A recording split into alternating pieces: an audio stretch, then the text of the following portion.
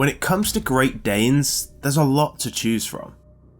Carrigan is a serial winner, Device was the best player on possibly the best team of all time, Glaive was the leader of that team, and Scooby-Doo helped solve some unsolvable cases. One who goes slightly under the radar is Dupreeh. Not massively, he's a 5-time major winner and 7-time top 20 inductee. He's hardly ignored, but when it comes to the GOAT conversation, he's not put in it all that often. But, much like Twist from the last time you heard my voice, he has an accomplishment nobody else can lay claim to.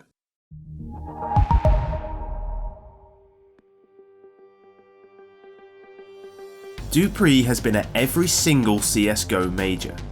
Every single one. Think about that for a second, because that's fucking absurd. 2013 to 2023, Dupreeh has never been out of the top tier for 10 years. Literally nobody else has done that. Olofmeister fell off and retired, Device took some time off to recuperate, Simple took a little time to get to God tier, and Forrest got Vega squadroned. Pick a GOAT candidate. They haven't been as consistently top tier as Dupreeh. He's also done it in a role that has often been very mechanic heavy and traditionally inconsistent.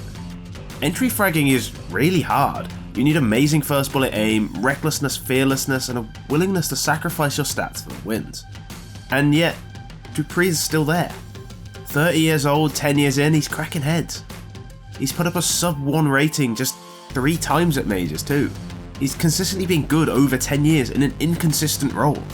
For the first 11 majors, Dupreeh didn't finish below 8th. Wins over SK and Astana Dragons put Copenhagen Wolves in the top 8, even if Very Games ended their run in the first major in 2013.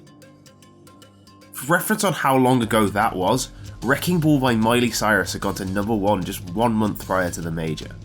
For even more reference, the next major they were at, NIP won a semi-final over Dupreeh's Dignitas. This was the first time we saw the famous Danish choke.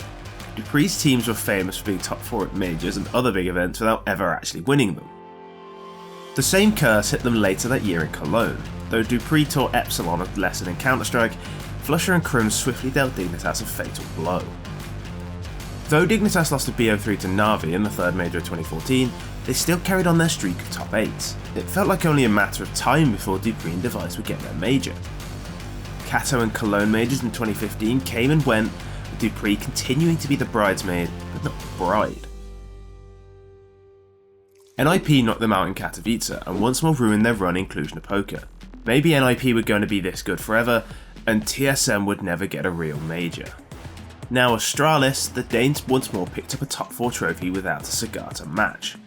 Na'Vi gave Astralis the rod in the semi-final of Columbus 2016, and Dupreeh got his first sub 1 rating in Cologne. He did only play 2 maps, mind you. A fall, however, preempts a rise. E-League Major 2017, Astralis were finally looking like a team who could break the curse, not least when they finally pushed past Na'Vi in the quarters and then Fnatic in the semis. Both teams had plagued them in the past, and now it was simply a case of stopping the plough. You probably already know how this went. Map 3, game on the line. What's the call?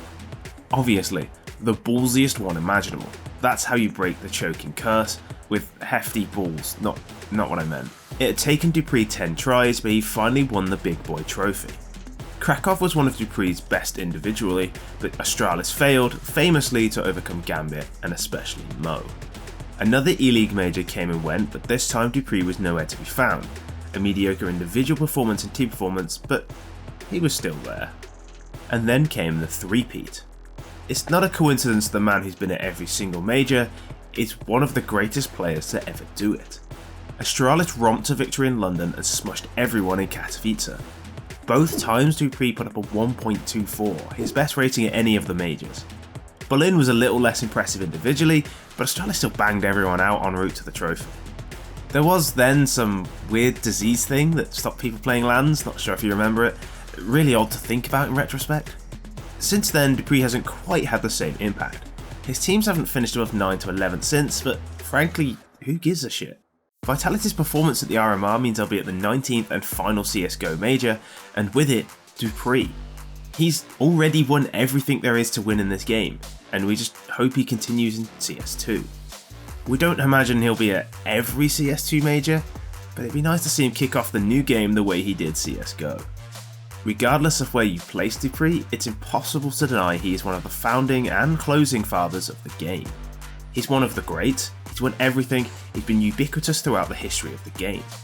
A Spanish manager once said of Sergio Busquets that if you watch the game you don't see Busquets, but if you watch Busquets, you see the game. In some ways that's true of Dupreeh.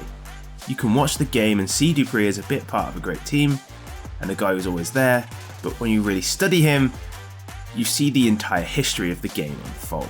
He might not be the GOAT, but he's the main character.